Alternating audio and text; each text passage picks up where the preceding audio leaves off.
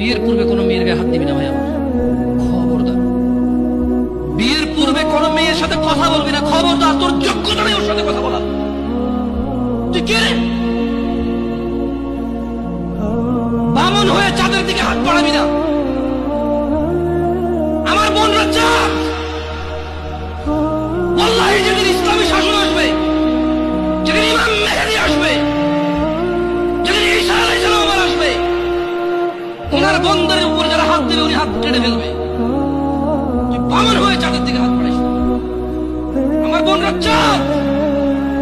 ইসলাম মেয়েদেরকে চাঁদ বলেছে আর তোকে বামন বলেছে। বেটা তুই বেটা ছেঁড়া খাতা 100 লাখ টাকার স্বপ্ন দেখিস, বিয়ের আগে মেয়ের গায়ে হাত দিস। সাহস কত তোর, সাহস কত? তুই জানিস না মুহাম্মদ সাল্লাল্লাহু আলাইহি সাল্লাম বলছে নেক স্ত্রী দুনিয়াতে যা আছে ওর থেকে বেশি উত্তম। তুই কি করে ওর গায়ে হাত দিস বিয়ের আগে? তোর সেই যোগ্যতা আছে বল? তোকে আল্লাহ জাহান্নামে ফেলবে, তোকে আল্লাহ জ্বলন্ত আগুনে নিক্ষিপ্ত করবে, তোর শরীর পচবে, তোর শরীরের গন্ধে জাহান্নামে থাকতে পারবে না। তোকে এত নিকৃষ্ট